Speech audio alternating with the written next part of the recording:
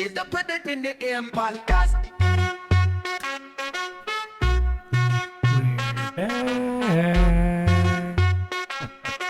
This is the Put It in the Air podcast. Yes. Welcome in, everyone, to the Put It in the Air podcast. I'm your host, Brendan Casello, a.k.a. East Coast Virus. And I'm Pascal Ross Philippe, a.k.a. Punks in Drublic. And a very happy belated birthday to Pascal Ross Philippe. Thank you, my friend. The crowd goes wild. I made it one more time around the sun. Very Can't be nice. mad at that. Very nice. Very warm at times and chilly at others. That is, yes, how a year goes in the Northeast. Yeah, the Northeast, where we get each season, unlike some of y'all in Texas.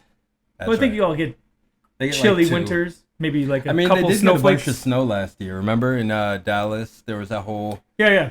A few snowflakes in Dallas. Let's be real. whoa. Hey. No politics in the chat, Brendan. No Oh. politics in the chat. This is strictly my. Stick to football. This is strictly my low blow to Billy for beating me this week.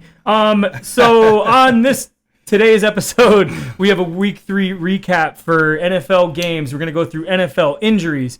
We've got our superlative rundown, top players, and overreactions to week 3.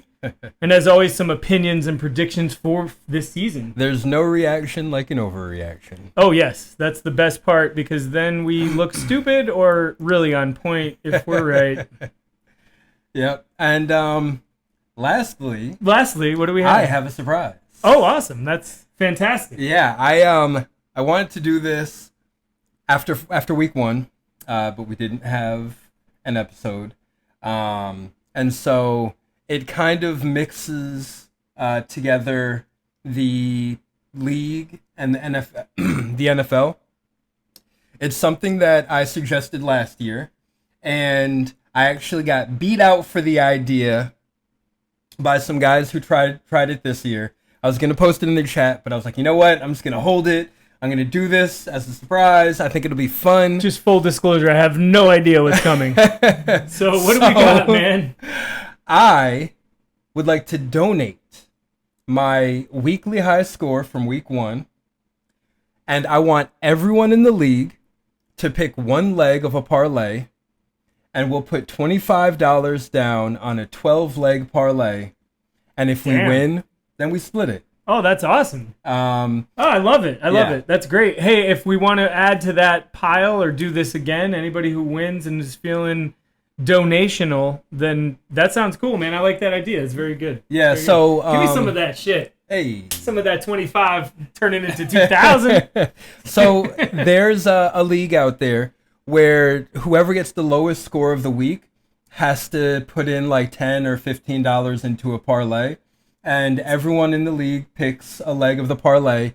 And in week 1, I think it was, or week 2, they won like $10,000. Damn. So it doesn't need to be like crazy legs for the parlay. Like we should actually try to keep things pretty simple. The obvious Stuff, stuff. right? Stuff know, that like- you're like really confident is like- gonna happen, like like a Jalen the- Hurts touchdown. Or the Falcons beating the Panthers. Sure, exactly, something like that. A guarantee. But if we pick 12, quote unquote guarantees, the parlay should get pretty high, and we could turn $25 into something more. That's awesome. I hope everybody who's watching from our league, gets the message because we all get to pick one leg. Yeah. All right, 12 So- legs. We'll That's pretty we'll cool. talk about it in the chat because not everyone watches. But Yeah. I wanted to put it at the beginning just so that anyone who loses their attention span, you catch it right away. Nice. All right. Yeah. Well, very awesome. Very awesome. Kudos to Pascal for being the first team to win the prize and put it to good use. I mean, hopefully really good use because I know we could all use a little extra scratch, right? That's right. And another bet to have fun watching. So that's pretty cool. I'm very excited. Without further ado, let's get right into the episode. Pun down. The Buffalo Bills versus the Miami Dolphins. Josh Allen goes 22 for 28, 213 yards, 3 touchdowns, while James Cook gets 108 rushing yards plus 1 touchdown. Dalton Kincaid and Khalil Shakir each have a touchdown catch for the day. In Miami, Tua Tagovailoa goes 22 of 34 for 146 yards, 2 touchdowns, and 1 very costly pick. Devon Achane has 62 rushing yards with 7 receptions for 29 yards as he continues to be a PPR king. Tyreek Hill has 5 receptions for 49 yards and a touchdown as well. Buffalo's offense is clicking. Cook's workload makes him a bell cow RB to own. Miami's offense runs through Achane as Tua turns the ball over. Tua, Waddle, and Tyreek all awaken from a long off-season nap as Achane continues his dominant pass catching out of the backfield. Still, their divisional foes prove too powerful as Josh Allen continues his successful 2025 campaign and James Cook upgrades from the Foreman Grill to the Backyard Barbecue, convincing us that he might be the best running back in the league as Buffalo wins this one 31-21 over Miami. Cincinnati Bengals versus the Minnesota Vikings. In Minnesota, Carson Wentz, starting for his 6th team in 6 years, goes 14 of 20 for 173 yards and 2 touchdowns. Jordan Mason takes over with 116 rushing yards and 2 touchdowns. Justin Jefferson has an okay day, and TJ Hawkinson has a big day off his receiving touchdown. Cincinnati's Jake Browning throws 2 picks. Chase Brown gets 3 yards rushing on 10 carries. Jamar Chase scores 10 points. T. Higgins scores 1.1. And everyone misses Joe Burrow. Isaiah Rodgers had 2 defensive touchdowns, a pick 6, and a fumble return. Minnesota recovered 4 forced fumbles. Jordan Mason had his 2 rushing touchdowns, and Carson Wentz was efficient. Rodgers is a must-own in IDP. Vikings RBs are the icing on the cake, and Bengals skill players are under pressure to perform while Joey Burrow is out. The Vikings don't even need all their weapons with the last name that end in sin. Just a hungry defense led by newly minted defensive superstar Isaiah Rodgers, who scored more than the Bengals himself. I forgot Carson Wentz was even starting this game as the Bengals look horrific, free-falling down the charts after the Minnesota Vikings pull off the 48-10 blowout. Pittsburgh Steelers versus the New England Patriots. New England's Drake May goes 28 for 37 for 268 yards, 2 touchdowns, 1 pick, and 1 fumble. Ramondre fumbled twice. Antonio Gibson fumbled once. But Hunter Henry was the bright spot, with 8 catches for 90 yards and 2 touchdowns. Pittsburgh's Aaron Rodgers went 16 of 23 for 139 yards, 2 touchdowns, 1 pick. DK and Calvin Austin salvaged their days with touchdown catches, and Drake May and the Patriots dominated the Steelers through 4 quarters, but 4 fumbles and 1 interception were the story on this day. Hunter Henry as tight end is useful, but caution with New England skill players in tough matchups. The Steelers, despite the win, should not inspire confidence in their offense, as Rodgers looked old against a team that won 4 games each of the last 2 years, and who was missing their all-pro cornerback, Agent Zero, Christian Gonzalez. Aaron Rodgers versus Hunter Henry. Well, at least that's what the matchup seemed to be, as both players put up 2 touchdowns for the respective teams. The it factor, however, was Pittsburgh defense, who forced 5 turnovers, paving the way for rookie running back Travion Henderson as New England falls this one 21-14. The Indianapolis Colts versus the Tennessee Titans. Indianapolis's Indiana Jones threw a touchdown. Jonathan Taylor rushed for 102 yards and 3 touchdowns. Michael Pittman Jr. had 6 catches for 73 yards. Tennessee's Cam Ward did not look good, putting up a 34 QBR on 23 of 38 passing. Tony Pollard salvaged his day with the Russian TD. Eric Ayomanor and Shiga Konkwo each put up double digits. Elic I meant Elic. Elic with the help of a TD. Jonathan Taylor is fantasy gold. Indiana Jones has top 12 QB upside. For now. Jonathan Taylor touchdowns. Heartthrob in Indianapolis continue to dominate Tennessee with a 3-touchdown performance, giving Danny Dimes a break on their way to 3-0 as Cam Ward and company look weaker by the week. Indianapolis 41, Tennessee 20. Jacksonville Jaguars versus the Houston Texans. Houston's C.J. Stroud threw a 50-yard touchdown to go along with 2 picks. Nico Collins catches 8 for 104 on a TD. Not much else to write home about, as C.J. Stroud sucks it up with a 49.7 QBR, but sneaks out with the win. Even though he lost. What? I copied things wrong. My bad. Anyway. Jacksonville Jaguars' Trevor Lawrence outsucks C.J. Stroud with the QBR of 29.5, but comes out with the win. And Brenton Strange led the room with 6 receptions for 61 yards. Travis Etienne salvages his day with a rushing touchdown. Brian Thomas Jr. caught a 50-yard pass. Houston's offensive line weaknesses and poor third down play are hurting fantasy players. Fantasy owners on both sides are worried about their season-long prospects. You're right. Poor quarterback play, along with poor running back play on both ends, usually makes for a horrible offensive fantasy production. After 12 punts and 6 turnovers, Nico Collins is the only one that comes out unscathed. Although the better team won, as Jacksonville takes this one 17-10 over Houston. Carolina Panthers versus the Atlanta Falcons.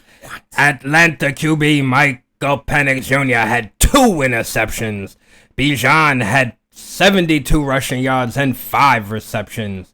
Carolina QB Bryce Young saved his day with a rushing TD, though I don't know why anyone would be starting him. Chuba Hubbard had just over 10 points, nothing else of value. Atlanta wide receivers are risky until the QB stabilizes. The Panthers' DST looks like a value. Panthers' defense shut down Atlanta. Divisional matchups usually make for closer games, where the underdog is given a better shot at winning. Carolina, however, completely flipped the script on Atlanta and pictures the first shutout of the season. Carolina 30, Atlanta zip. Wow. The LA Rams versus the Philadelphia Eagles. The Rams' Matthew Stafford had an okay game against the defending champs, going 19 of 33 for 196 yards, 2 touchdowns, and 1 pick. Kyron salvaged a good day on the ground of 94 rushing yards when he caught a short pass for a touchdown. Huh? 94 yards rushing is a really good game. Crazy it'd have to be salvaged with a short passing touchdown. I wonder if there's some way to fix that. Anywho, Puka Nacua was once again the driving force behind the offense with 11 catches for 112 yards. For Philadelphia, Jalen Hurts passed for 3 touchdowns while rushing for 1 more, as he does everything for his team on a day when Saquon looked pedestrian. A.J. Brown caught 6 of those balls for 109 yards, and a TD. Devontae caught 8 more for 60 yards and a TD. Goddard saves his fantasy day with a TD catch. The Eagles blocked a field goal, returned for a game-winning touchdown at the end. Big comeback in the second half. Philly DST gets a huge bump. Top Rams wide receivers out of Puka are volatile, and Kyron gave up 8 carries to Blake Corum, who ran for 53 yards. The Rams dominate the reigning Super Bowl champions, but somehow there is a 4th quarter to be played, as they let Jalen Hurts and company chip away at the dominant lead, taking a 1-point lead in the 4th. The Rams, however, move the ball down the field and kick the game-winning field goal as time expires to win this one 29-27 in Philly. Oh, wait, it was blocked and returned for a touchdown. Ugh. Eagles win 33-26. Tampa Bay Buccaneers versus the New Jersey Jets. Tampa Bay's Baker Mayfield goes 19 of 29 for 233 yards and 1 touchdown. Bucky Irving carries 25 times for only 66 yards, 2.6 yards per carry. Emeka Egbuka gets 6 catches for 85 yards, and Mike Evans salvages his day with a receiving touchdown. For New Jersey, Tyrod Taylor goes 26 of 36 for 197 yards, 2 touchdowns, and 1 interception. Breece Hall has 2.3 yards per carry. Garrett Wilson has 10 receptions for 84 yards and a touchdown. A bad game on both ends as the New Jersey B team were without starting QB Justin Fields. Woof. Bucks escaped thanks to late game heroics. Jets' longest gain was only around 20 yards. Special teams and blocked kicks swung momentum. The Bucks wide receivers have upside. The Jets receivers and QB are touchdown dependent. Special teams and DST can flip games, folks. Right after the horrific scene in Philadelphia, the New York Jets pull off the same kind of blocked field goal for a touchdown to take a 1-point lead against Tampa Bay. It was unbelievable. Coach Aaron Glenn runs down the field with his special teams and does a special dance, drops it like it's hot, and wins. No, wait, drops it like it's not a win. As Tampa Bay wins this one 29-27 against the New York Football Jets. The Washington Commanders versus the Las Vegas Raiders. For Washington, Marcus Mariota takes over for an injured Jaden Daniels to go 15 of 21 for 207 yards, 1 touchdown, 40 rushing yards, and 1 more touchdown. Jeremy McNichols takes a run 60 yards for the TD to make him relevant. And Ja'Cory Krosky-Merritt and Luke McCaffrey salvaged their days with touchdowns of their own. Terry McLaurin got hurt and might miss week 4. For Vegas, Geno Smith went 19 of 29 for 289 yards, 3 touchdowns for a 132.7 passer rating.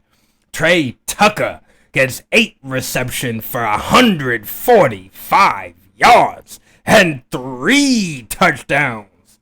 A huge game from Trey Tucker and Geno Smith as no one else comes to play on offense or defense for the Raiders.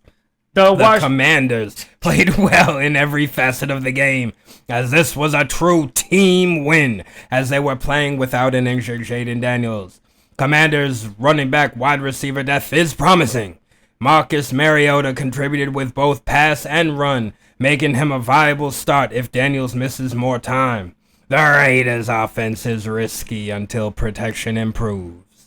The Washington Commanders put on a show against the Las Vegas Trey Tuckers as the dominant defense, special teams, and run game outperformed the Vegas Tuckers 3 touchdowns in a game that was never a game at all. Washington 41, Vegas Trey Tuckers 24. The Green Bay Packers versus the Cleveland Browns. Cleveland's Joe Flacco goes 21 of 36 for 147 yards and 1 interception. Quinshon Judkins is the unquestioned number 1 and puts up 94 yards and 1 touchdown rushing as no one else does much. Green Bay's Jordan Love goes 18 of 25 for 183 yards, 1 touchdown, and 1 interception. Nothing to see here, folks. The Browns blocked the game-tying field goal with seconds left. Andre Schmidt hit clutch kick.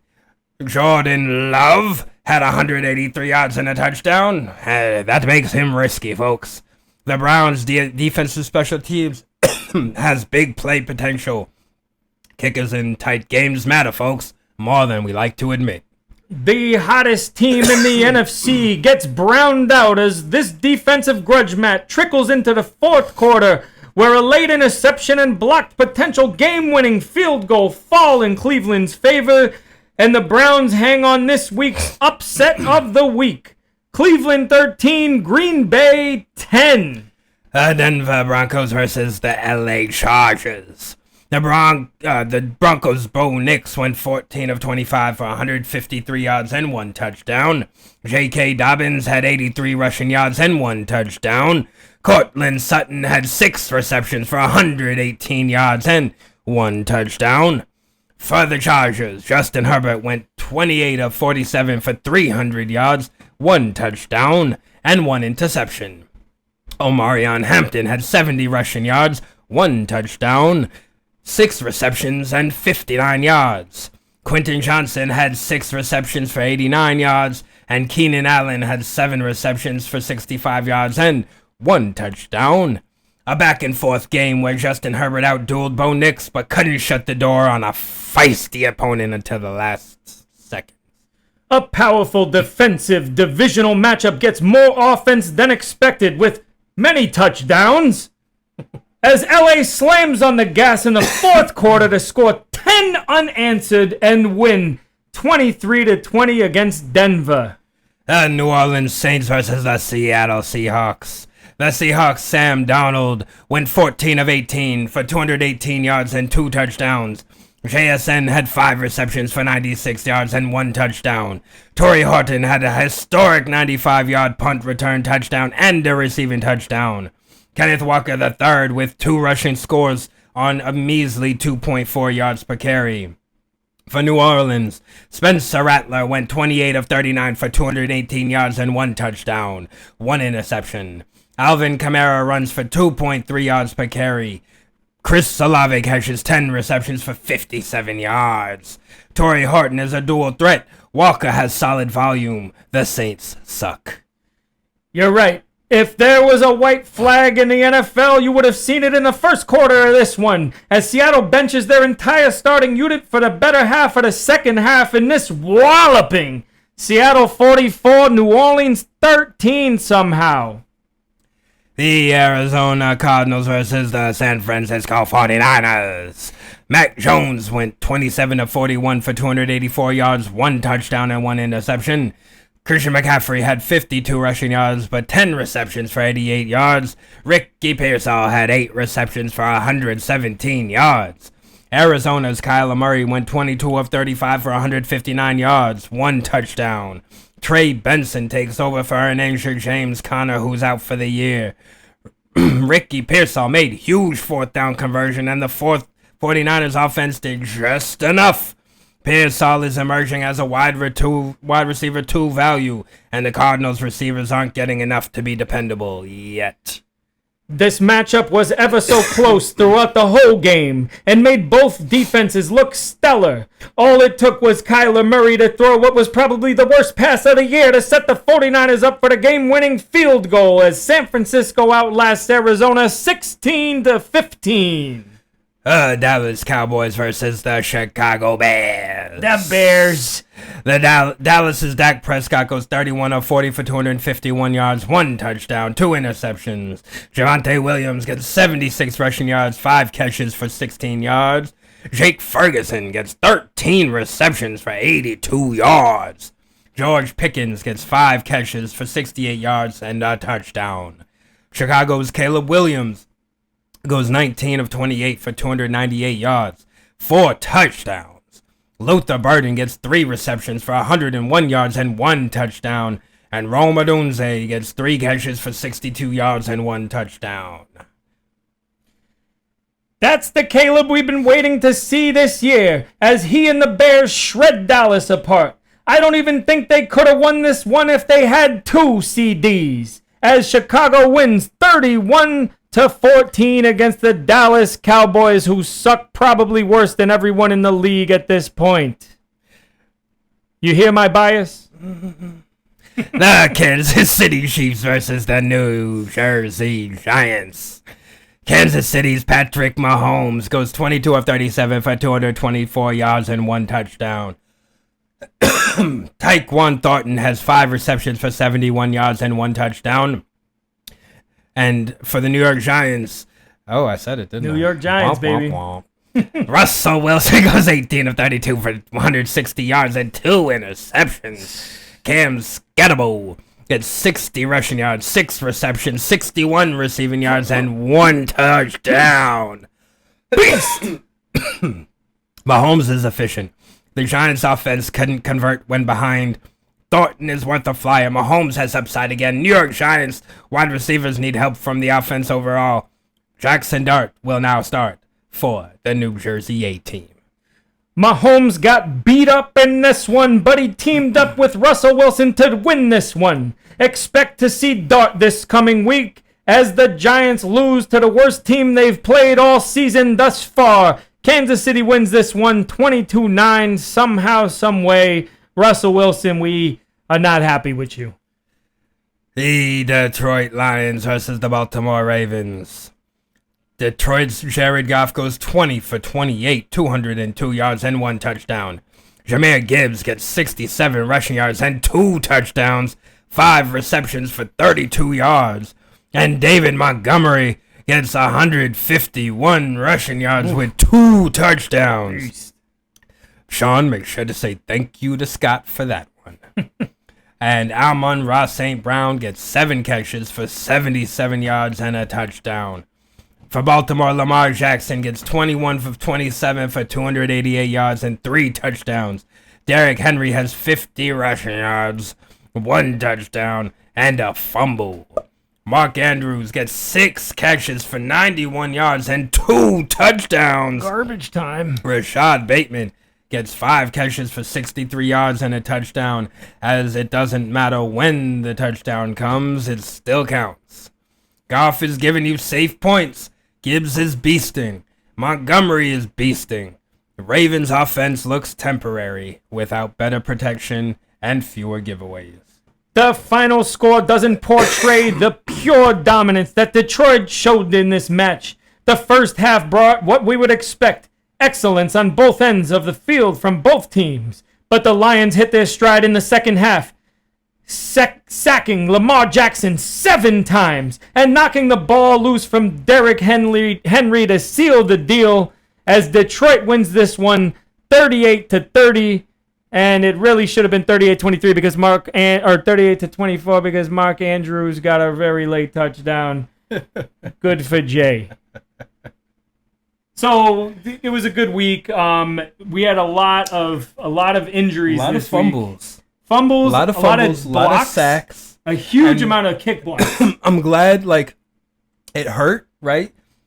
Watching Drake get sacked. But I'm glad that we put in the penalty for getting sacked. Yeah. I do wish we could do it off of yards because I keep seeing him get sacked for -1 yard. Dude. And I was like, what? Lamar got sacked for 17 yards I and know. 1 sack last night. It was I know. big. It He would have should've- lost probably 1.7 8 points right there. Yeah, he Yeah, would have yeah. lost 8 total points on his 7 sacks. It was bad. Yeah. But hey, we all agreed half a point per sack. Well, I mean, we didn't seems have a pretty choice. good.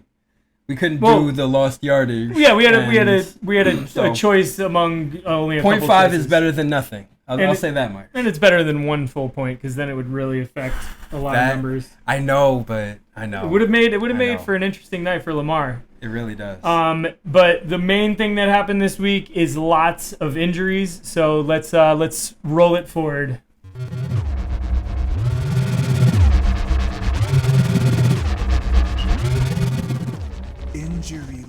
Injury list. Very sad. We had some big injuries this week. You want to fire it up? Yeah, I'll get started. Mr. CeeDee Lamb has a high ankle sprain. Looks to be out 3 to 4 weeks with a chance of hitting IR. And, hi, Uncle? Uncle. I'm the high uncle. All right, some other big injuries. James Conner, unfortunately, gets a serious foot injury.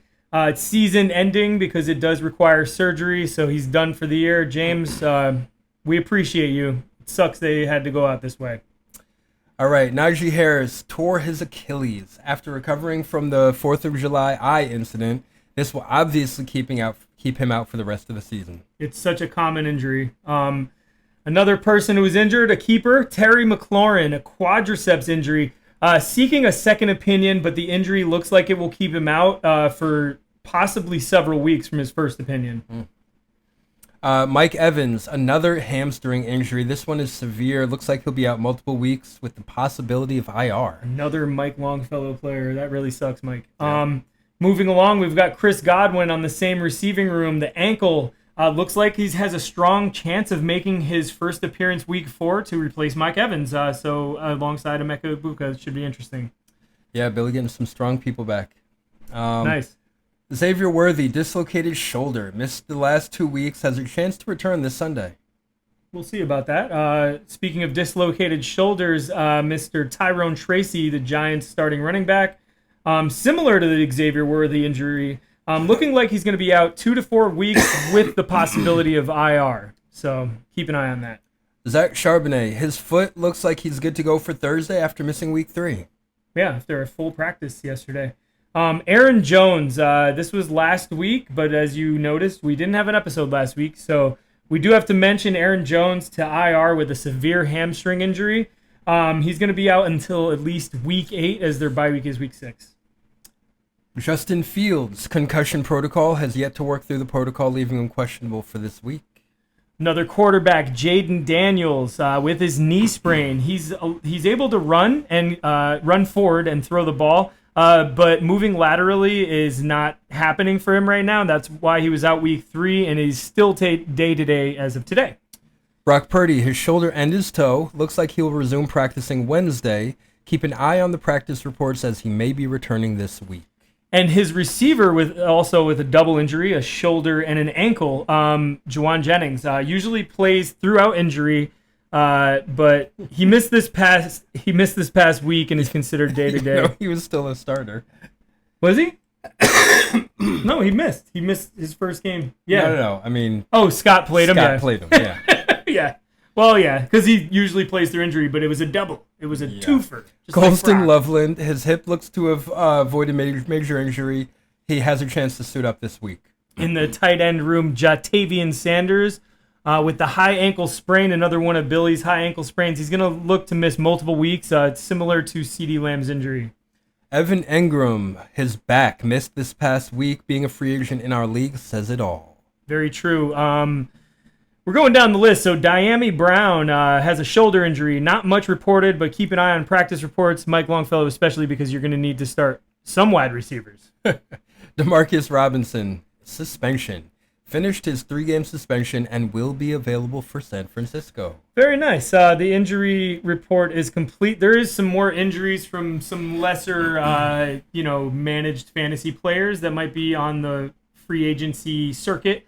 But just keep an eye out for that. We weren't going to cover everyone. I mean, we remember when we covered all the offensive linemen? It took like 45 minutes. I do. I was the one. Yeah. Oh, yeah. That was your fault. Hey. No, it's all good. We're good. Let's talk about some more positive things and talk about some of the best performers in our next segment.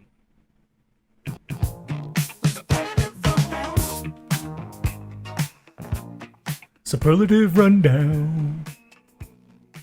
So let's talk about top performances of the week. All right. So first off, our top QB of the week was Caleb Williams, 29.12. I told you to watch out for him. Bro, I wanted to draft him. Marvellis took him right before I was ready to draft my quarterback. Actually, no, Marvellis took him a little earlier. Yeah. But, he drafted him in like the 8th round, I think, or maybe even before that. But yeah, Julia drafted him. Playing well. I was she went late on quarterback. She got him, and then she got Herbert a couple rounds later, and she just keeps playing the wrong one every week. But I told her, chill, it's all good. I'm 0-3 as well. You're going to be all right. Everything's going to be fine. So, top running back of the week. Unfortunately, I had to face this beast. Billy Duncan's keeper, Jonathan Taylor, with 32.8. Wow. And it's outrageous because in the first half, I think he had like maybe 8 points. Like at the half, I was like, yo, Taylor and Kyron are not looking that amazing so far. I might be able to survive this Hunter Henry ridiculous touchdown explosion. But didn't. So yeah. Would have helped if Omarion Hampton wasn't on your bench. Well, I played Ashton Genty over Omarion, figuring that that would work, but it didn't. Now, so for our top wide receiver, it was Trey Tucker. Beast mode. Who has him in our league? Nobody, but if Babalu... I bet someone will. Babalu's got first waiver priority tonight. If he doesn't, then I will. So just to let you guys know, nobody's getting Trey. Yeah. Wow. Tight end of the week. Why do I have to announce this one? Hunt Hen. I always liked this guy until this week, and Wow, Billy had 2 of the top players of the week. yeah, and he squeezed it out by 10. The thing is, Hunter Henry, man, what a great performance! 2 touchdowns. Last week he scored like 1.7. This week he scored 29 fantasy points. Ridiculous. He even beat out Mark Andrews, who was the garbage man of the week. So kudos to Hunter Henry and you, Bill, for starting him. I did start talking smack and kind of ruffled things up on the chat. Was very upset. Messed it up. Sorry about all that shit. So our top kicker for the league was a game winner. It was Chase McLaughlin of the Tampa Bay Bucks with 21 points. A lot of points there, man. A lot of points. A lot of kicks. The Jets defense is not that bad, but the Tampa Bay kicker is really good. And that was on Frank's team. Also on Frank's team, the top defense of the week. It's obvious with 2 defensive touchdowns and such a dominant performance. The Minnesota Vikings. Hold on one sec. Go. The Vikings put up 30. Why is that still on? The Vikings put up 30 freaking fantasy points. Yeah, I mean, 50 points between your 51 kicker points and for Frank. your defense. And what was his final? I think he only put That was up like half his points, a basically. $1.06. Yeah, seriously. And outlasted Longfellow, who has the injury plague going on. But we'll talk about that in the next episode. So stay tuned later this week. Next episode. Yes, the put it in the air focused episode. This is the NFL episode. In So- case you weren't aware. in case you weren't I guess aware. we should have probably said that at the beginning, huh? Yeah, in case you weren't aware, we put it in the air next episode.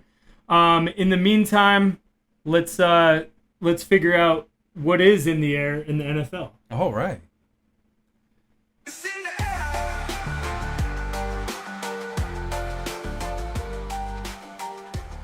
It's in the air. Yeah. Brought to you by Mike Longfellow's Tears. There's a lot of them. So, Pascal, what do you got in the air this week? So what I'm wondering is, how bad is the NFC West? Because they seem to be really bad. Now, let's bring everybody up to par. The NFC West is the 49ers, the Cardinals, the Seahawks, And the Rams. I actually think the Cardinals and 49ers sit at the bottom of that division, even though the 49ers are on top technically. I think the Seahawks and the Rams are actually powerful units. I don't think they're that bad. I don't think the Seahawks are good. I think the Rams are okay with some aging players and some guys who, Kyren puts up points, but like he's not that productive. I don't think they're that good. I gotta say, I think personally, and you might agree with me, but is it the NFC South? Who's the Jaguars, Titans, AFC Texans, South. AFC South? I think they're way Yeah, worse. but they were expected to be bad. But the Colts are the only bright spot, and the Jaguars are They're reasonable. okay. The But Titans and the Texans, though, Listen, woof. the difference is the AFC South was expected to be bad. The NFC North was not. Or NFC West, sorry. Yeah. Well, the 49ers definitely, I mean, they're on top. They've been great for like the last, 10 years. They've had really good Well, they're units. just hurt. Like, They have a lot of they're hurt injuries. all That's over. their problem. The Cardinals are not that terrible. They made the 49ers look bad by keeping like a... I don't know. I don't have faith in Kyler. I feel like they've got to be coming out of this season wondering when it's time to replace him. Yeah, you're He's only just saying not that that because good. you're a Marvin Harrison manager and he's just I mean, not I looking wish good. I wish I could say that, but like, no. Kyler just has not been good for years now. The Cardinals' defense is pretty solid. The likes of Trey McBride and James Conner going down is a big deal. I mean, they have Trey Benson, Amari Mercado, Michael Carter is probably going to get called up from the practice squad. They have a practice reasonable squad team. players. Yeah. That's not a good thing. Based on Like, injury. I mean, if this guy is sitting on your practice squad, it's because no one else wants him on their but 53. Michael Carter. No one else wants him on their 53. I think he's for good. a reason. But then you look at the Rams. he had they like have 3 good games. Dude, the Rams have years a ago. powerful defense. They have 2 of the Their most defense intense is not receivers. as good as I was thinking coming into the season. I mean, Stafford's okay. pretty damn good. But Puka and freaking Devontae and Kyron. So I mean, Puka is probably the best receiver in the league. Sure. I think he's probably Devontae number is getting older. one. Yeah, Like, but he's getting targets and he's actually Sure. putting no, up but fantasy you're numbers. talking about fantasy. I'm talking about like in real life. Like, Yeah.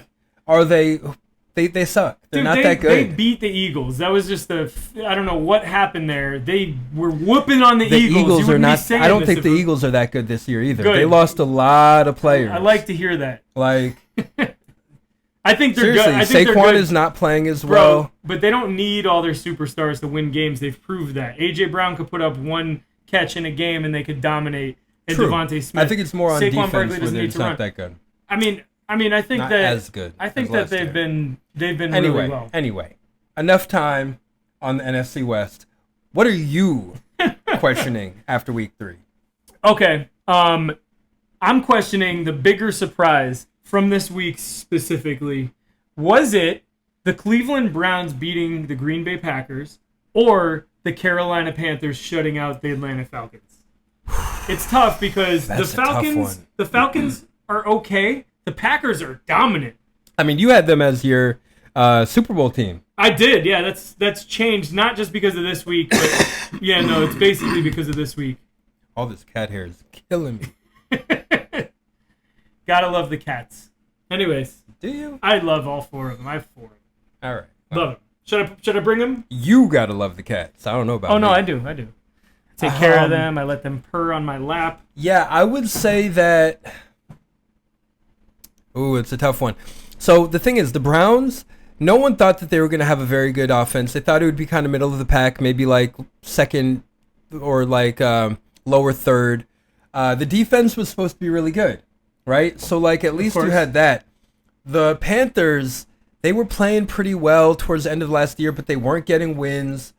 And the beginning of this year didn't look very Right, good. wasn't at looking all. good. The Falcons were supposed to be good, Yes. but Michael Penix is only in his second year, really his first year since he sat out most of last year, or half of last year, I guess. I'm going to say the bigger surprise to me, I'm going to say it's got to be the Panthers.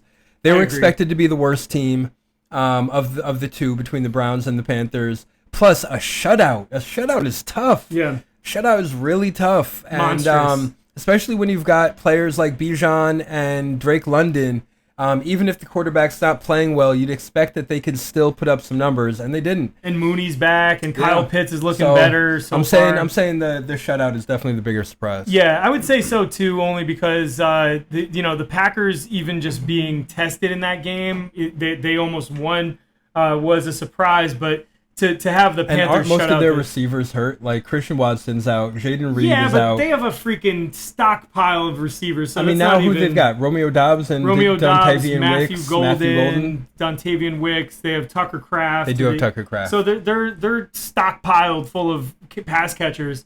And in their run game is Jacobs is a little banged up, but he's still playing. I just was very surprised. I think the Browns defense was the best unit in all of that, and I think the Panthers defense was better than the Panthers offense to shut out the Falcons. Yeah, I can see Unbelievable. that. So yeah. All right. So my second big question after week 3 is: are the Colts for real?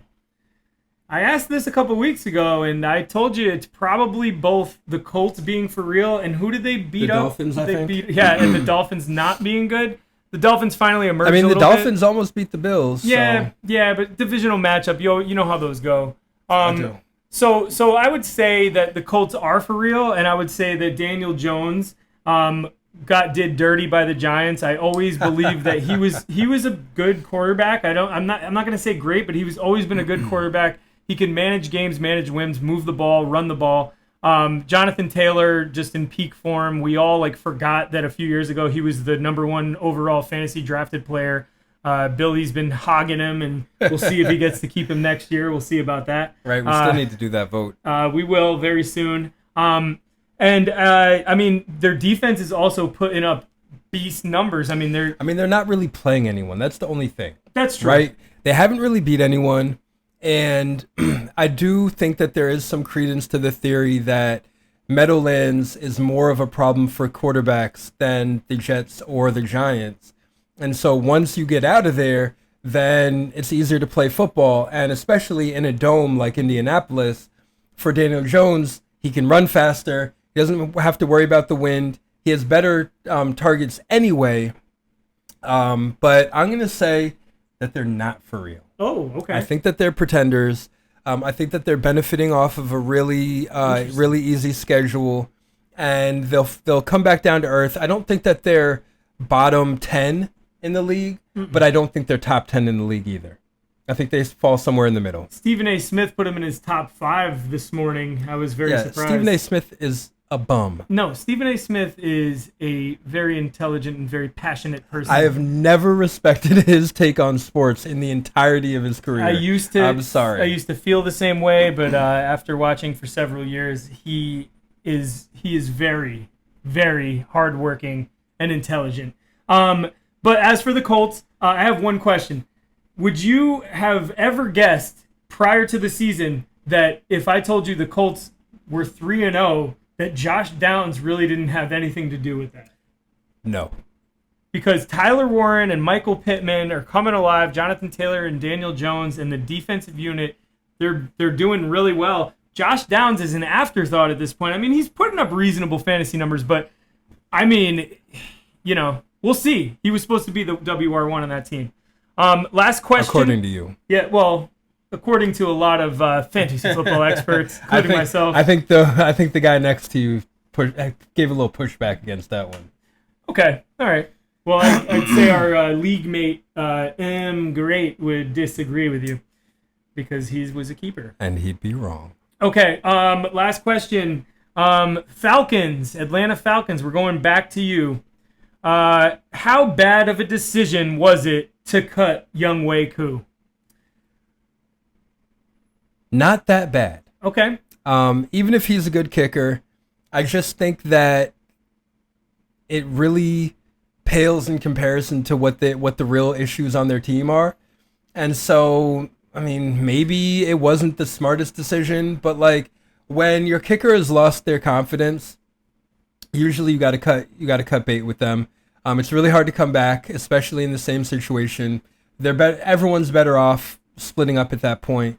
And Younghoe had not been kicking well. So the thing is, the reason why I asked this question is kind of a random question. But Younghoe missed the game tying field goal in week 1, I think, to lose the game, right? He didn't miss any other kicks unless I think he wasn't playing well in the offseason. Okay. Well, there's got to be something else to it for sure. But this week, every kick that was attempted by Atlanta, I think it was 2. It might have been more. 2 that I saw were missed by the guy that they replaced him with. So, cutting bait on a guy who's been there and dominated for your team in the past. I mean, Younghoe Koo doesn't leave fantasy drafts without getting drafted. I mean, he's still on a roster, not even on a team. He's on a roster in our league. That might just be because of poor management, Aggie. But to be honest with you, it's like I think cutting kickers should only really take place when they miss a lot of kicks or several, not just one week 1 game-losing kick. I don't follow the Falcons like that, but I'll tell you one thing that I thought you were ATL. I thought you were going to ATL tonight. Well, maybe Shit. not. But if the kicker is still without a job, I think that tells you something, right? Like there's not a lot of jobs, league, man. The rest of the league needs kickers too, and they'll stash kickers on the practice squad if their kicker is not doing great. The San Francisco, the 49ers, right, just cut their kicker. Yeah. It's not like people have great kicking situations around the league. So I got to say that if he's still not on a squad, then that's because he probably is not that good anymore. Damn, they benched him and then they waited a week to fire him. It's crazy. Anyways, moving on because we all know that kickers make people fall asleep. Unless you're that Cowboys guy who keeps everyone awake at night that isn't a Cowboys fan. Brandon Aubrey. Ugh, almost has a cool name. Anyways, let's move along to our next segment. You're good with it, right? You got any more in the air questions? All right, sweet. We're moving on. 3 and out. 3 and out. So let's ask some questions this week. This week, what do we have? We have Who is not making the playoffs this year that made it last year? I've got 3 teams, so I'm going to let you go You've first. got 3. Hopefully all right. you have. I only. Hopefully you have one of those 3, so I don't have to talk a lot.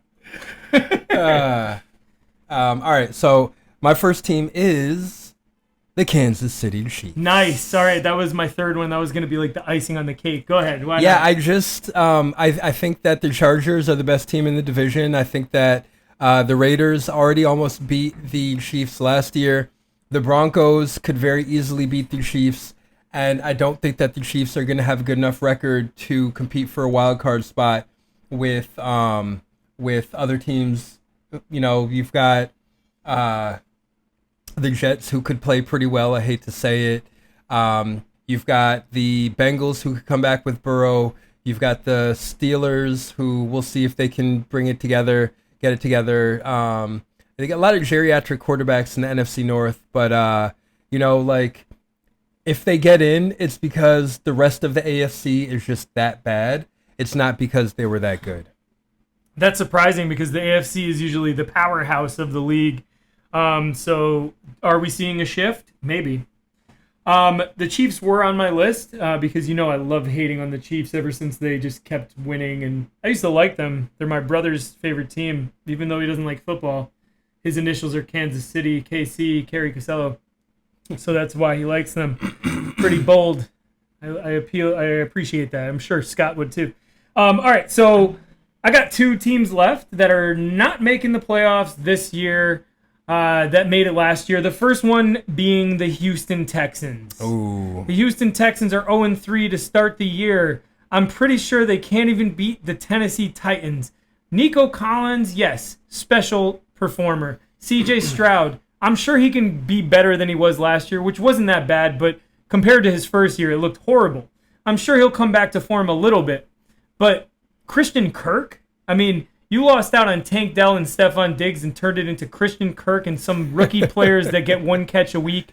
It's almost not worth rostering for keeper value because you don't even think that they'll break at some point this season. And as much as I love Nick Chubb, after the injury, I don't know if he's ever going to come back to even half the man he was usually the on year field. after is a down year. It takes a full year to get fully back. He so. was half a year in last year and didn't look very good. Their offensive line play is just not great.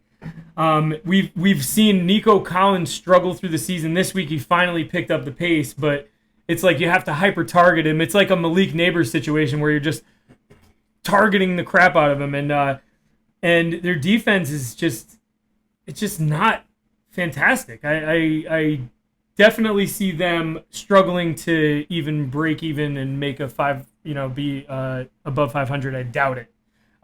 So did you come up with another team? Yeah, my second team is the Commanders. Oh, I don't think, they won this week and they won big, but I just don't think that they're as good as the record showed last year. are they And- 3-0? No, they lost a game, I last think. week. Can't remember who to. And so Packers. Jaden Daniels Packers is already shut 'em hurt. And they beat the Giants and the Raiders. You're not really doing much by saying you beat the Giants and the Raiders. They've got the Falcons this week. They might beat the Falcons. But they're playing second best team in the division schedule, as opposed to the worst team in the division schedule like they did last year. And I just don't have faith. I think that I was worried about Jaden Daniels getting hurt because of his frame when he was getting drafted. And so now that he's hurt in week 3, he got hurt in week 2. Mm-hmm. He got hurt in week 2. I worry about his longevity, the way he plays, the way they run him. And so I think that they are going to miss the playoffs in a very strong NFC. Yeah, I actually had them in consideration, but then realized that they actually might win the NFC East. So, with that being said, my final team is going to be Mr. Ben Roethlisberger, Mike Tomlin, and the Pittsburgh Steelers. This will be the first year that they fall under 500. Mike Tomlin, you kind of need it so you can get some good draft picks. They're playing okay. They're not fantastic. They're not bad. but that's not going to fly in the AFC, who I think is still very potent. I don't know what their schedule looks like, but I'm sure that they'll lose more than half the games. They just got dominated by the Patriots. The only reason that they won was because of 5 turnovers, and without those turnovers, the Patriots would have blown them out probably 35 or 42 to 14. I think realistically. DK and Rodgers are going to be underwhelming for the better half of the season, so that's why they're on my list. And it's unfortunate because, it would have been nice to see Rodgers ride off into the sunset with his winning record. I hate the Steelers. And then our last part of this segment, we just want to have an adjusted Super Bowl matchup pick. I mean, your pick last week or 2 weeks ago, 2 weeks ago, was Ravens and a really obscure 49ers. 49ers, yeah. Yep. Ravens 49ers, a rematch of the Harbaugh brothers battle. I could honestly still see the 49ers making it. I don't think the NFC they're going to beat themselves up all year.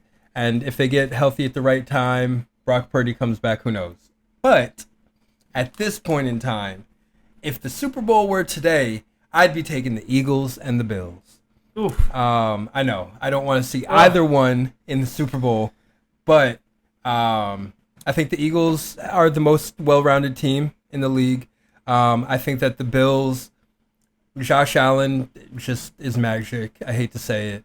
And they have a really well-rounded team too. AFC is just really weak on top of that. If the Ravens won last night against the Lions, would you have said you haven't changed? Maybe. They got exposed. They did. They got exposed. But this is 2 weeks in a row that Derrick Henry has fumbled away the game in the waning moments. And 3 weeks in a row like he's he fumbled. did that. Yeah, I He's feel like 3 he did fumbles. that in the playoffs too against the Bills. I believe that he fumbled in that game also. So it's Gotta watch those punches. I can't trust Lamar and Derrick in crunch time. I just can't. And Yeah. I've seen Josh do it. It's respectable, definitely. My pick was the Bills and the Packers. You're still rolling with the Packers? No, it was the Bills and the okay, Packers. last time. We're gonna have to say that I thought the Detroit Lions would have been taken a step down from what they were the last couple seasons with the Losing loss their of their coordinators. offensive, both their coordinators, and I'm gonna have to say, after seeing them beat up on the Ravens and every other team they've played, I think it's going to be the Lions and the Bills. That was actually my Super Bowl pick for most of the year last year, and I really hope Two it happens. franchises that have never won a I Super would Bowl. That would be wild. Love to see that Super Bowl. That would be incredible. I think that'd be a great Super Bowl for the league. I would be happy with that. Yeah. As long as the Bills lose. Cool. So we're gonna move on to our next segment. So stay prepared. Market Watch. Sounds like The bells of reckoning? yeah, it sounds like Wall Street moved into a church. So we're gonna market watch. So, we're gonna talk players rising and falling from last year to this year. Last week, our last episode, we did quarterback, wide receiver, running back. But this week we just picked 2 players, any A position. little more traditional. Yeah, any position, up and down. I'm gonna let you start off, Pascal, so I can do a little research here. All right. So I'm prepared. my first guy whose stock is rising is, and it hurts me to say it, but I'm glad to say it at the same time, Tyquan Thornton. I thought you were gonna say James Cook. No, James Cook is plateaued at the top of the league. No, Tyquan Thornton, former Patriots draft pick. He signed on with Kansas City and is the only wide receiver worth starting. Okay. I also want to say that I'm excited for that because I have Rashee Rice coming off a suspension week 7. And so if they have a deep threat who's actually worthwhile, then Rashee Rice is going to eat underneath. I just worry that Tyquan will kind of fall back when Xavier and Rashee come back. So Xavier Worthy was not consistent, and Tyquan is. So I could see Andy Reid sticking with Tyquan and getting Xavier Worthy looks when it makes sense. certainly an awesome deep threat. Him and Trey Tucker, probably the 2 top waiver pickups this week. So keep your eyes open for that. My first player, I'll go in the receiver room as well. And this after week 1, everybody kind of was like, oh, crap. He was the top waiver priority. It's Quentin Johnston. I actually was, hoping to get Keenan Allen over him where they were available in another league. However, Quentin Johnston has been just hyper-targeted on a really strong Chargers offense that loves to throw the ball.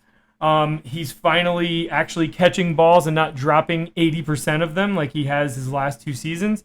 He had the opportunity last year and failed so horribly, but looks like he's been practicing, working with Justin Herbert, making things happen. He's had 3 great fantasy performances so far, and I only see that continuing for the season. So, go Quentin. My first down is Russell Wilson, the man who just lost his job to the rookie. Yeah.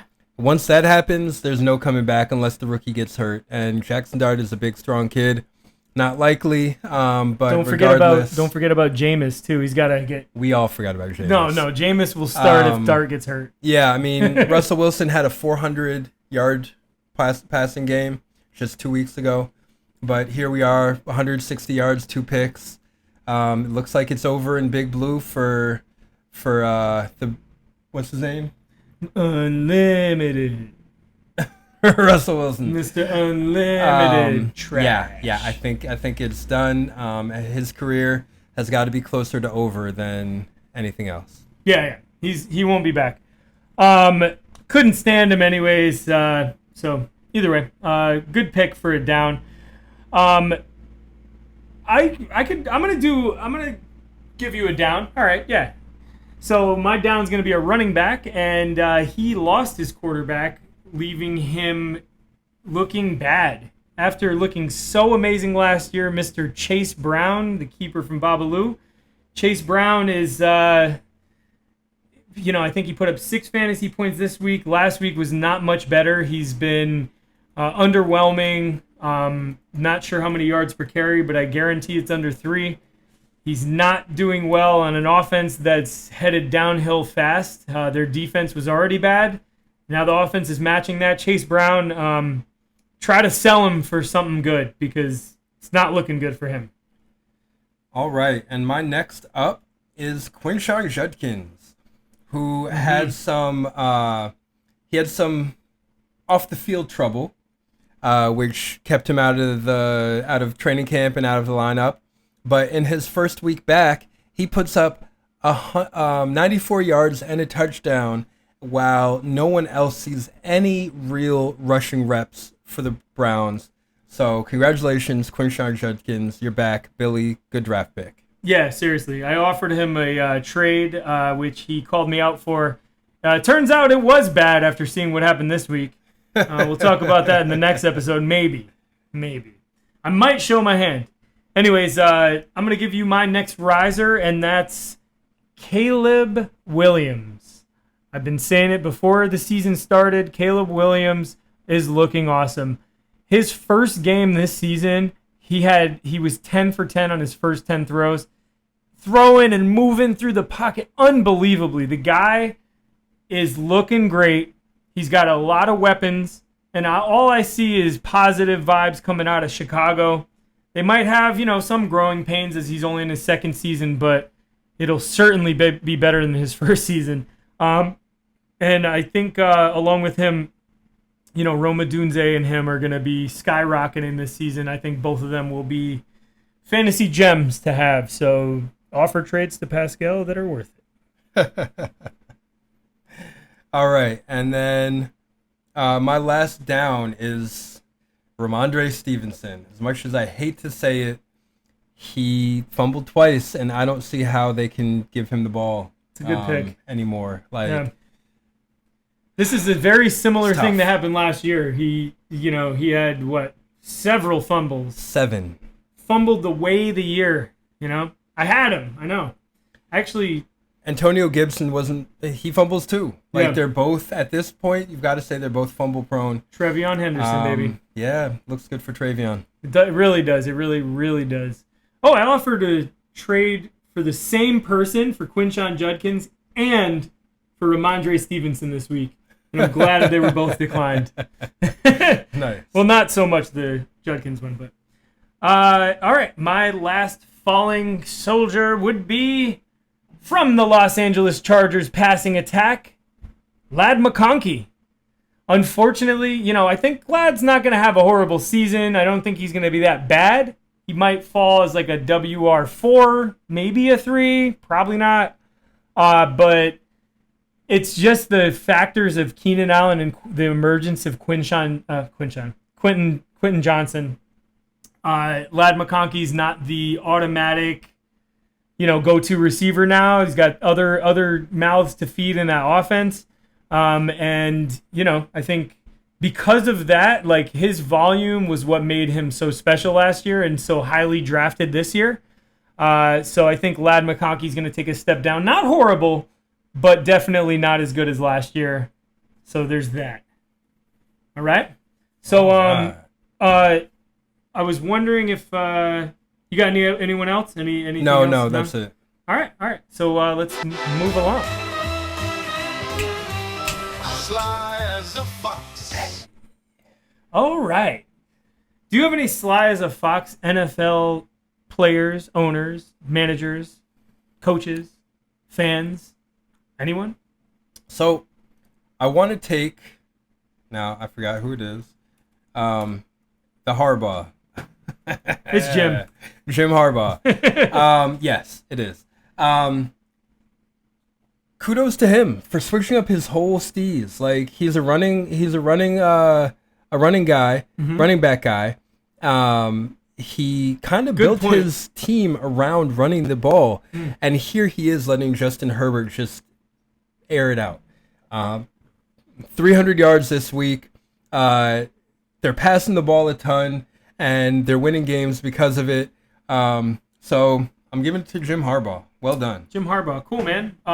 That's cool because mine also goes to a coaching unit. This will actually, my Sly as a Fox pick this week goes to the Bears offensive coordinator, Declan Doyle, for the amazing flea flicker to Luther Burden for a 65-yard touchdown. That ball literally could have been thrown in a 25-yard radius, and Luther Burden would have caught that because nobody was around him. It was such a smooth move. Caleb almost got tripped up, but he managed to stay on his feet and really, really just hummed that ball down the field. Luther Burden giving him 65 of his 101 yards on 3 catches. Amazing touchdown. So kudos to you, Declan Doyle. Kudos to you, Jim Harbaugh. You guys are awesome. Let's move along. So our next segment is Freshman football. Today we will be covering Mr. Two-way player Travis Hunter. Travis Hunter is a 6'1", 185-pound wide receiver and cornerback. The kid went nuts in college. He started off his collegiate career at Jackson State and then finished it off in Colorado under Deion Sanders with Shedeur Sanders throwing him the ball over and over. We haven't seen that outlay yet in Jacksonville. As a matter of fact, his targets are going down, but his defensive snaps are going up. He hasn't made a splash yet, but let's see. He's a rookie. He's playing a lot of the plays. I mean, in the whole game. So just wait. I feel the Travis Hunter magic will eventually prevail. I wouldn't start him in fantasy just yet, but he'll be worth. He's a gem for the actual Jacksonville offense / defense. Also a Heisman Trophy winner. I mean, you can't go wrong. We love you, man, and we hope you have a great NFL career. You have a big, happy smile, and I'm sure you're a gem in the locker room as well. So, rock and roll McDonald's to you, Travis Hunter. All right, so we are going to do our top 3 rookies in fantasy this week. Number 1, we had Omarion Hampton with 24.9 points on Brendan's bench. Woo. And that's only because of Najee Harris tearing his Achilles, so I'm not going to celebrate that. Then we've got Cam Scatterbo with 24.1 points. That shit I love, although it's because Tyrone Tracy's injury, which also I'm not going to celebrate. Then we've got Luther Burden with 19.8 points. Respect. Kudos. Respect to that. And respect to Declan Doyle, the offensive coordinator of the Chicago Bears, for being Sly as a fox. Whoa. Hey.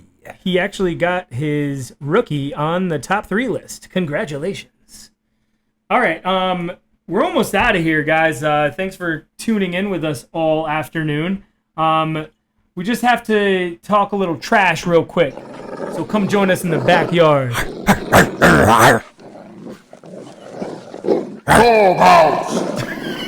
Doghouse. All right, so I've got 2. You want me to go first? You want to go Yeah, first? you go first. All right, so my doghouse is gonna be your market watch falling player, Russell Wilson. It's not that you did terrible. I know you did great against the porous Dallas secondary.